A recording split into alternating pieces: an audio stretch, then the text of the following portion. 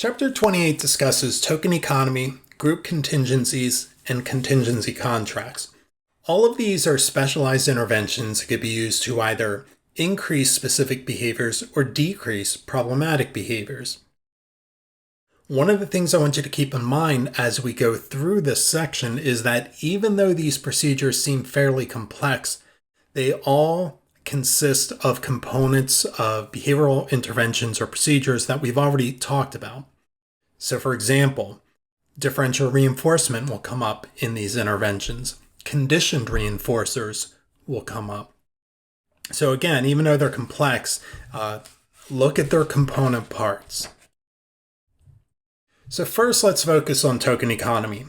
Token economy is probably one of the most ubiquitous interventions you'll find in classroom environments.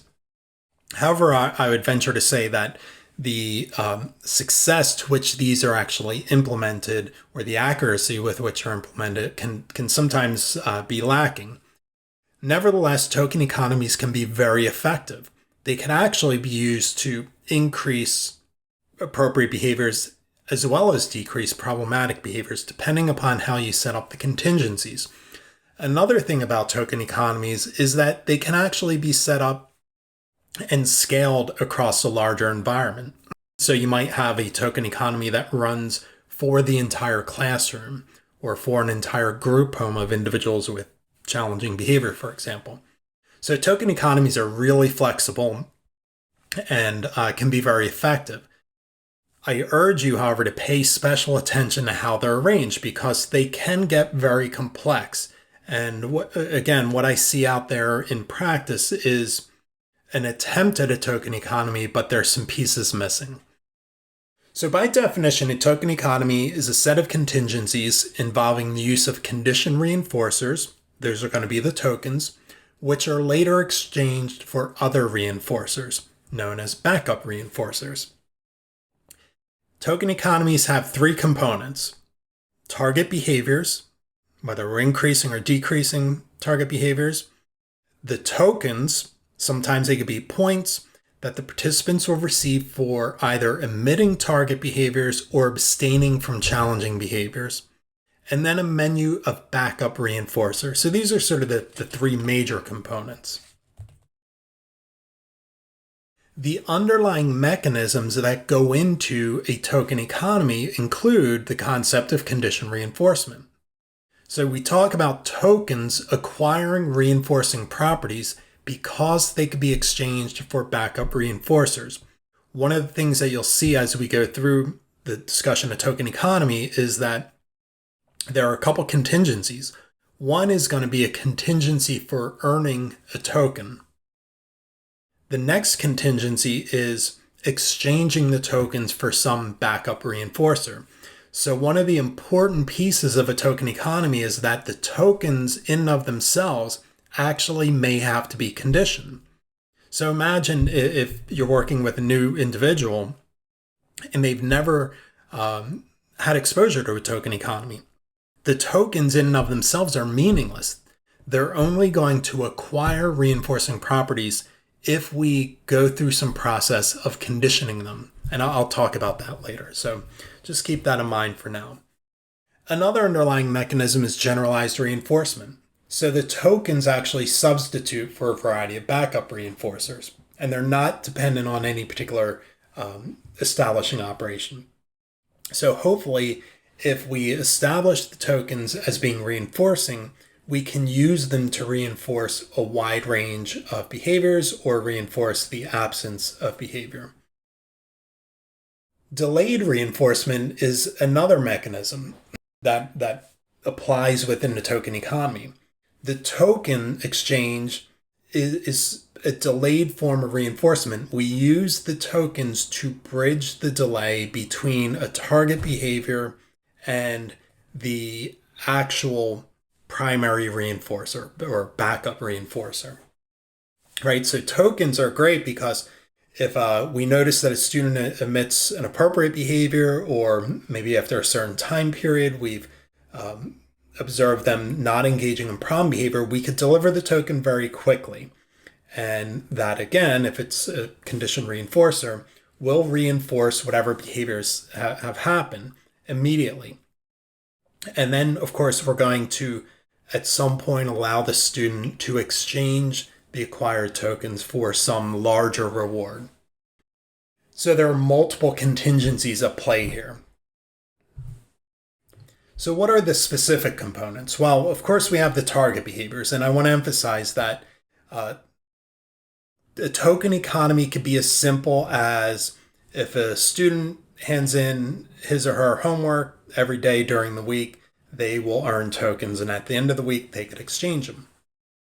So that might be one target behavior.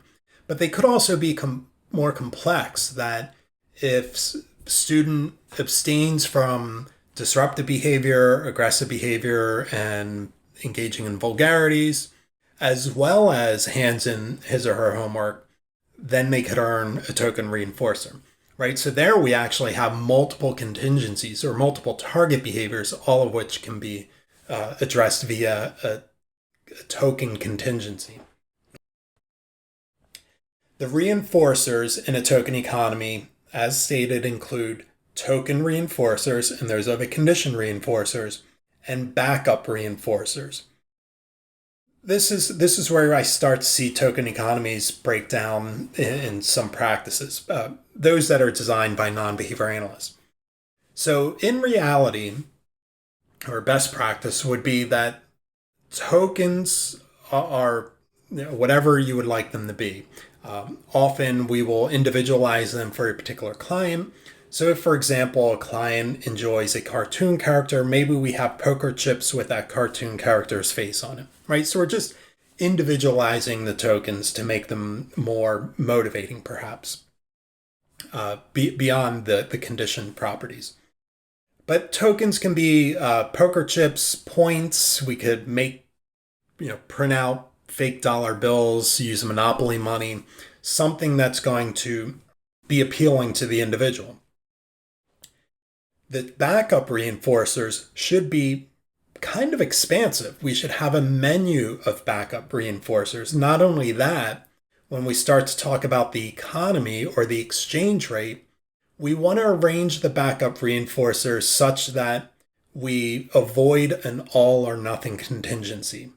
What I mean by that is we should have a menu with some low valued items and some moderate valued items and high valued items, such that if the individual acquires some tokens, but they don't acquire a lot of tokens because maybe they had an off day, so they engage in some problematic behavior, maybe they engage in the appropriate behaviors all the time, but they did some of the time.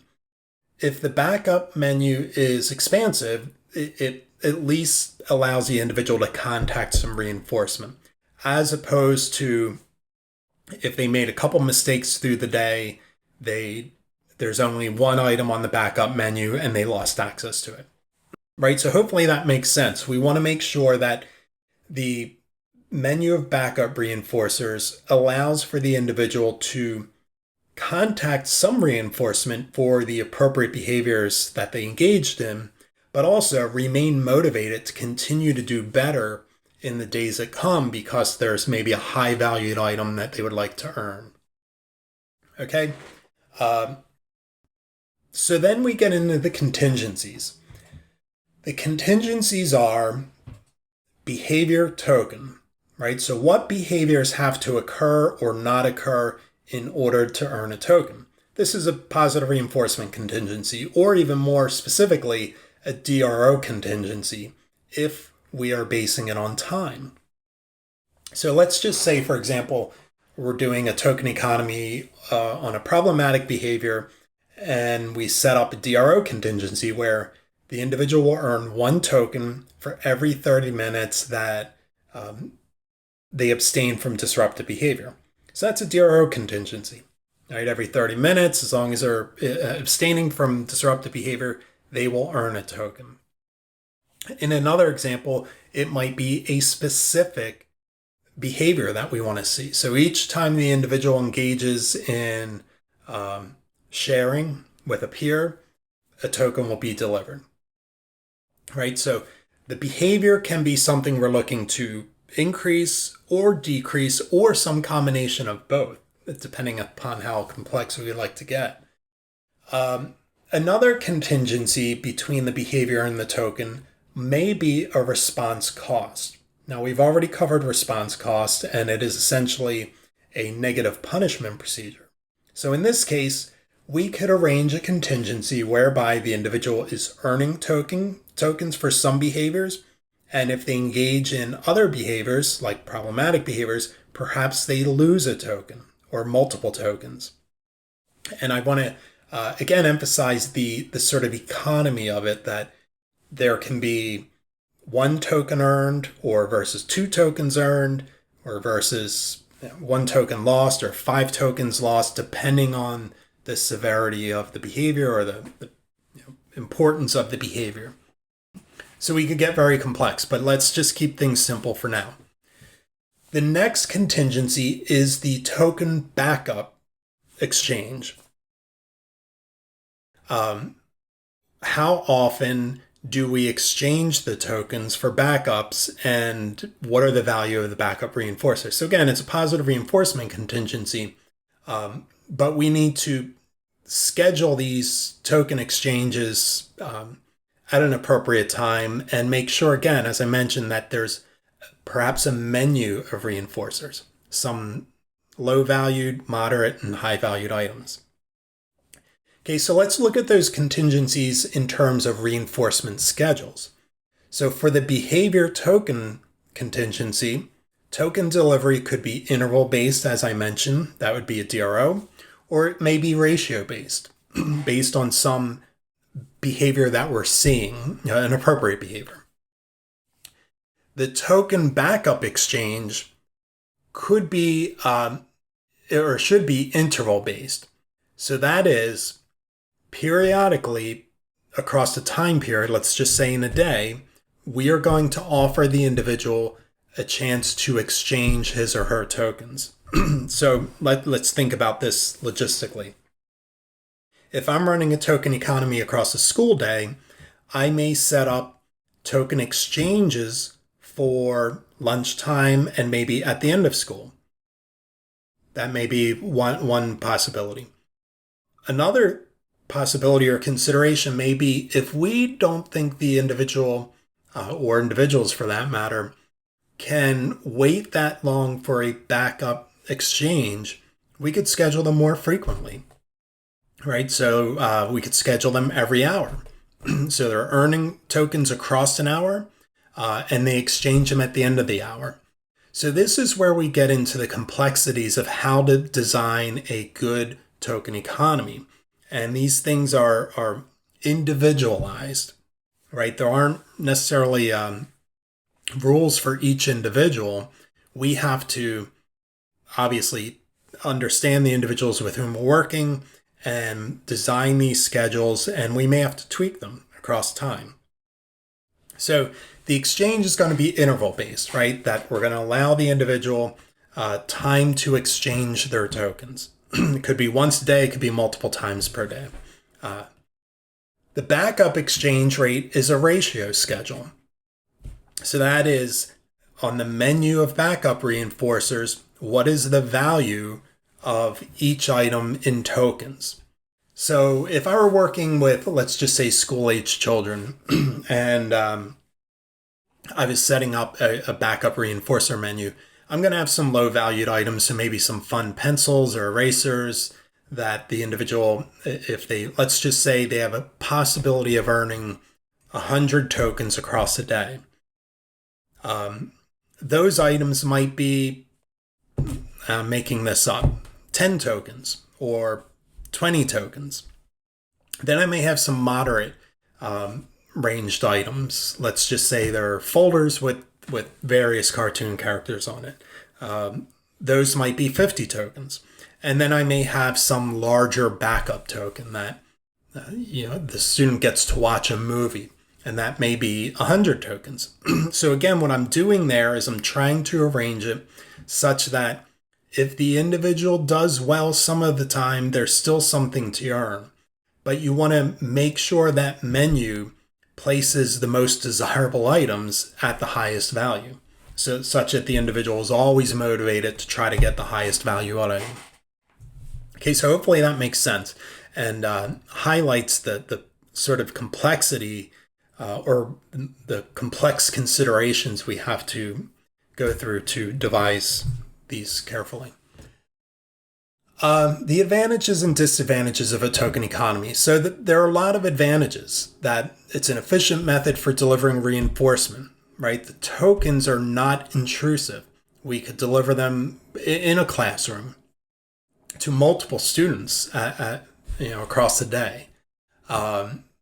And I want to emphasize that the tokens can be literal tokens. We can make them paper dollars, or they could just simply be points that we track on a point card that we developed for the individual.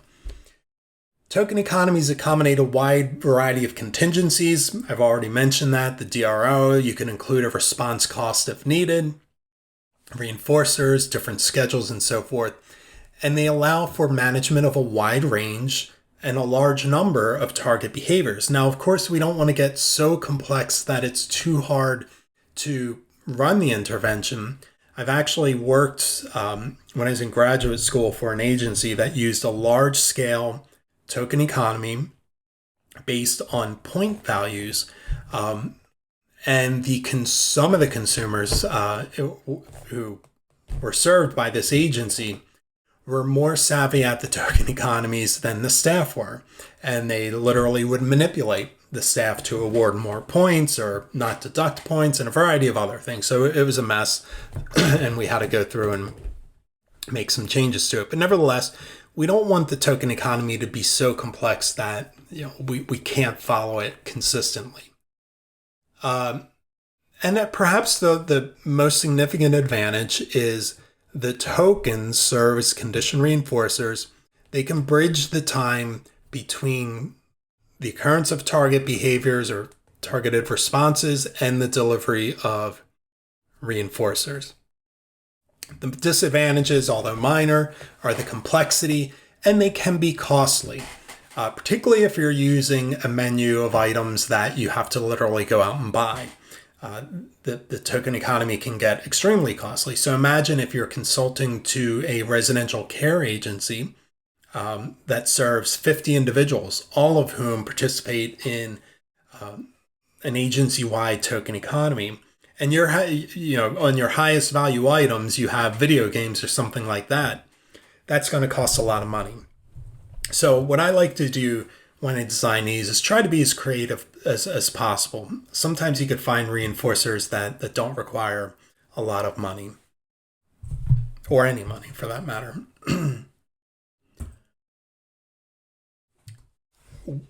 When establishing a token economy, again, you have to take care with the conditioning of the tokens, setting up the schedules, and so forth. And pages 659 of the text starts to talk about all the considerations, identifying the target behavior, selecting tokens. So I don't want to go into great detail here, but I will say once again that we could address a wide variety of target behaviors with the token economy.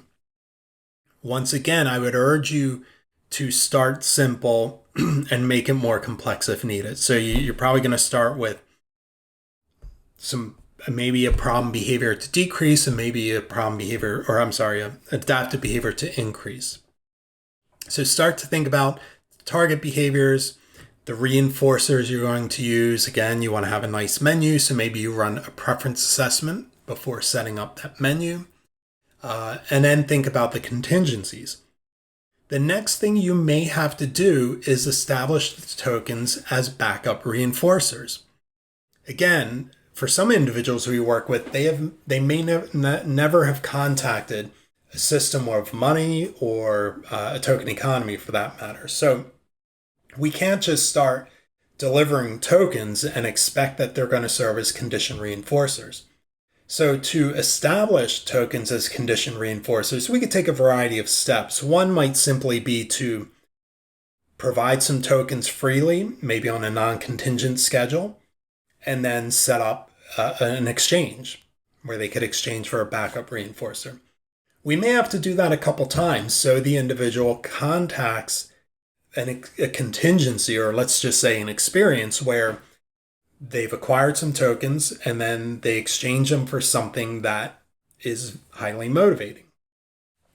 Once we've done that, then we can begin to establish the target behavior token contingency. And this is where the intervention begins, right? Once we establish that, if needed, we could extend the contingencies and schedule. So we could adjust the exchange rates, the token delivery schedule, maybe include other behaviors if needed. So again, I would urge you, if you're embarking on setting up a token economy, do so keeping it simple and extend it if needed.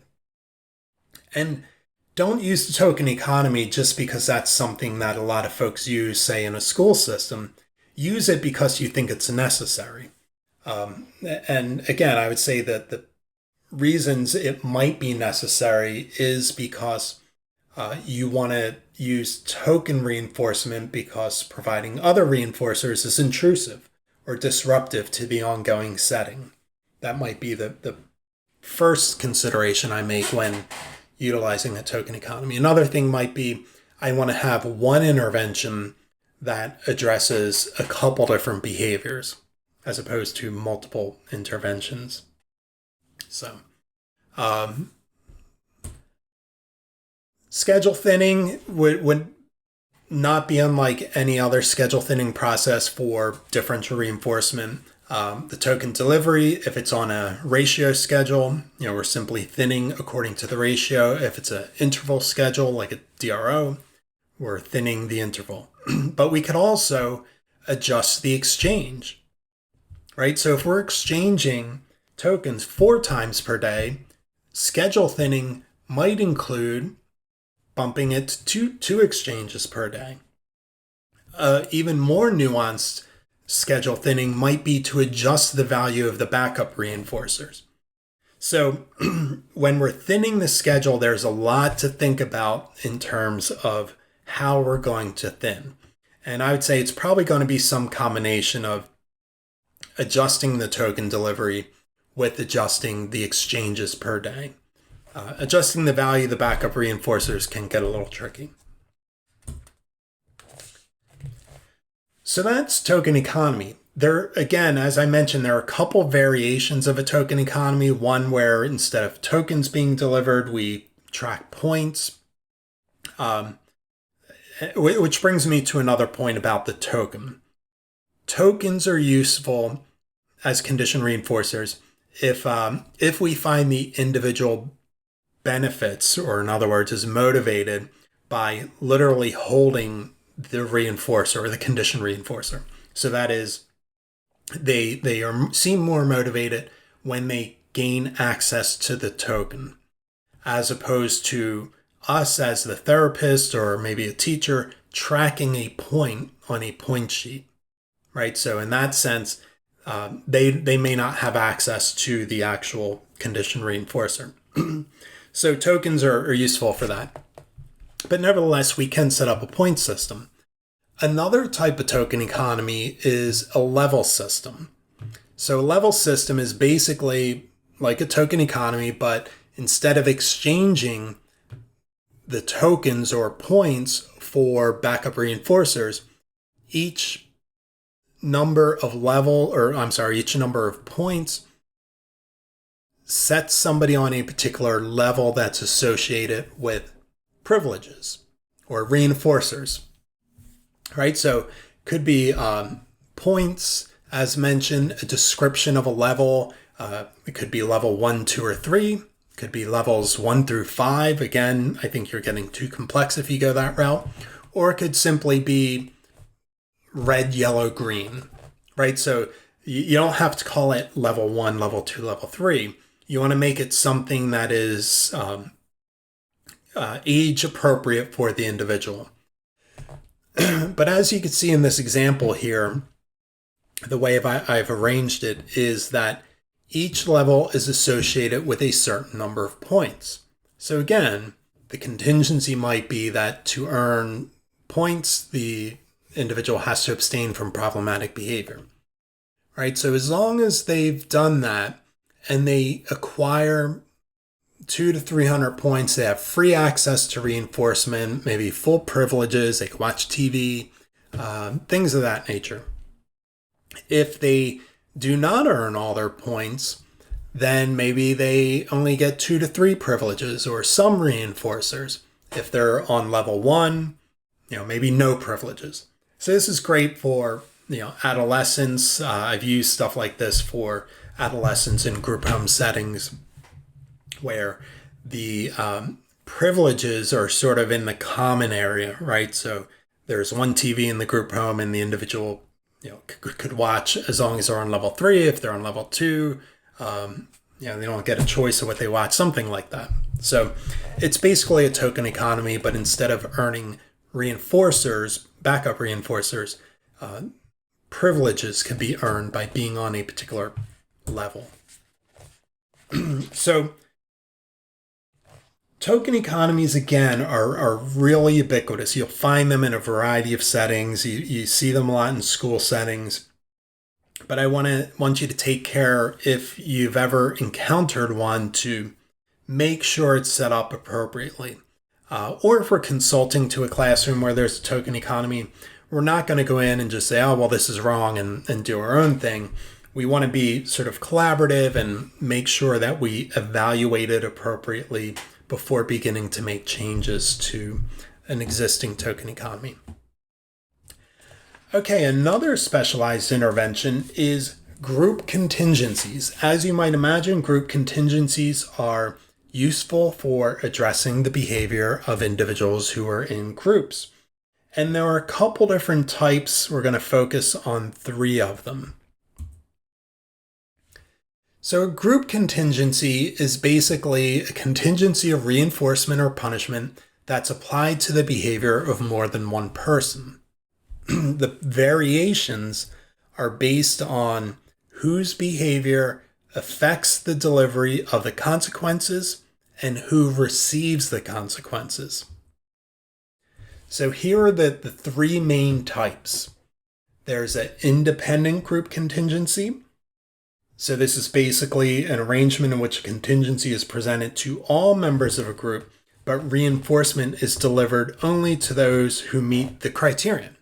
So this might be an example of if everybody does, or whoever does well on the test, earns some reinforcement, right?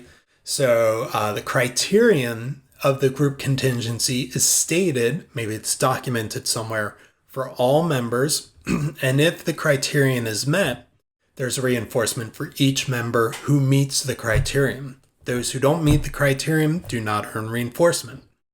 So that's a pretty straightforward example. A different example is going to be a dependent group contingency. So here, the reward for the whole group is dependent on the performance of an individual or small group. So this one's kind of tricky.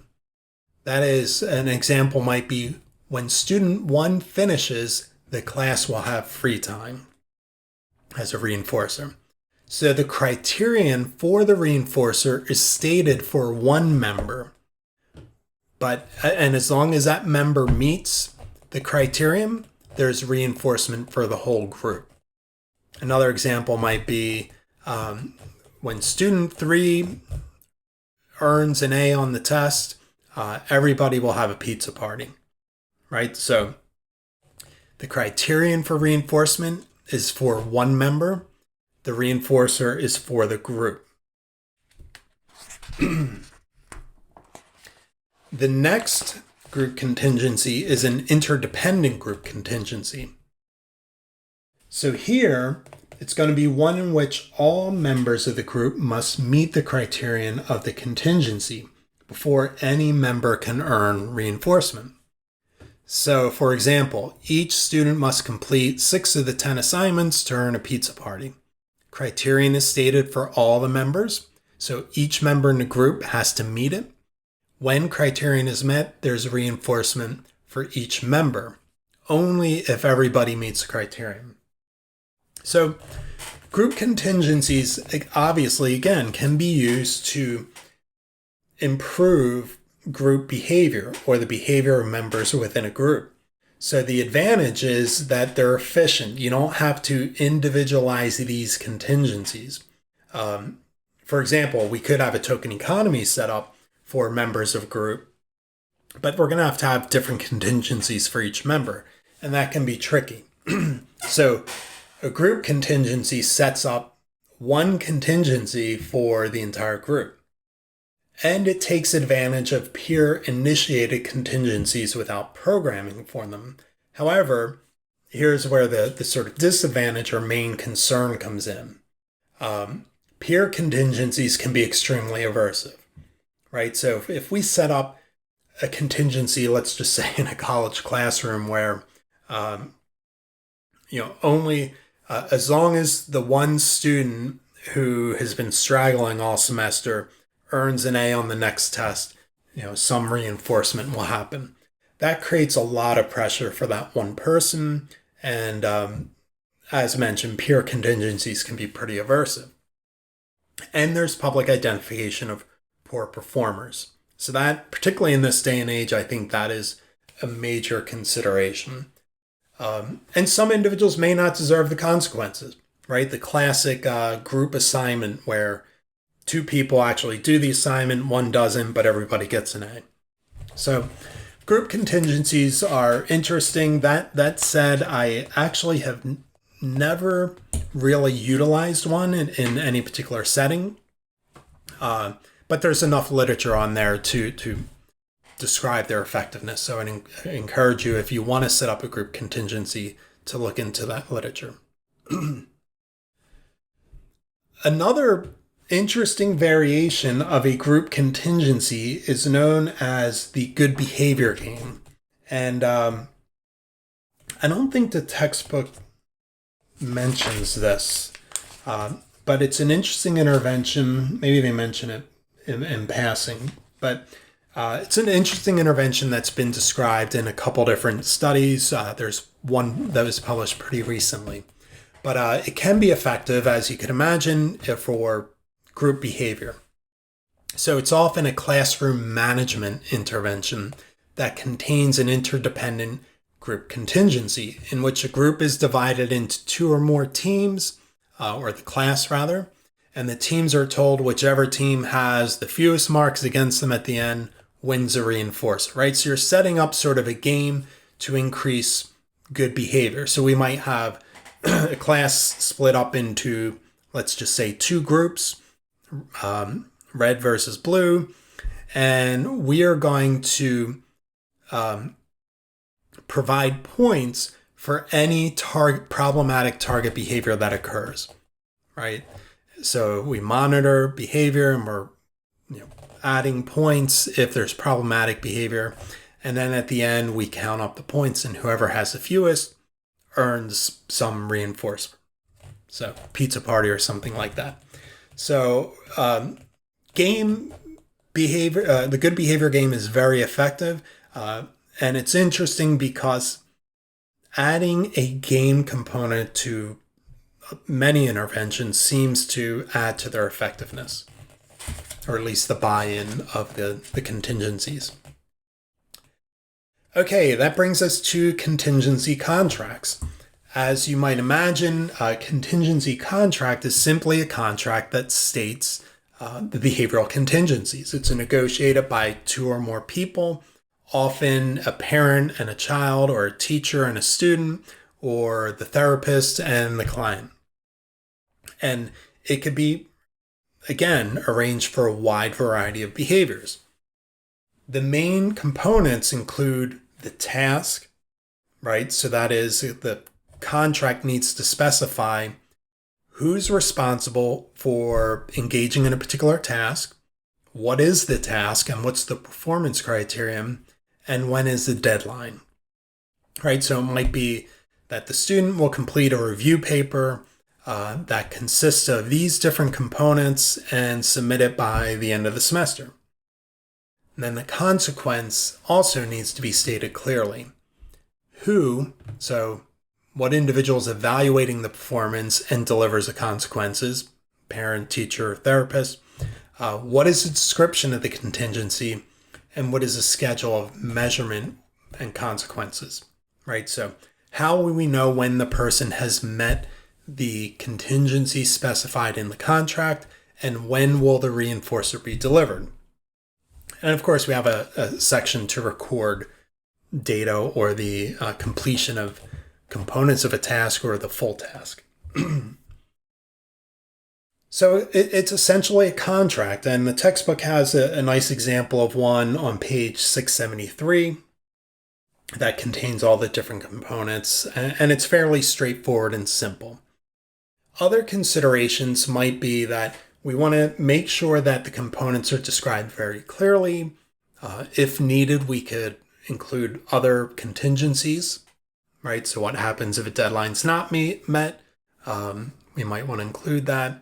Performance criteria need to be realistic, right? So we don't want to set a performance criterion too high where the individual cannot achieve it. We need to make it realistic.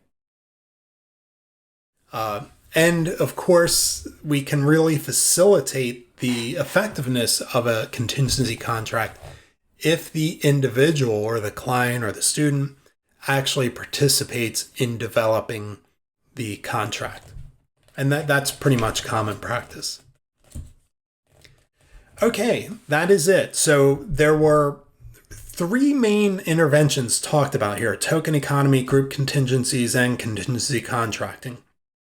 And once again, in and of themselves, they seem fairly complex, but once you break them down into the different components, you'll see that they're again, essentially reinforcement contingencies, maybe a punishment contingency like a response cost, that are specified for the individual.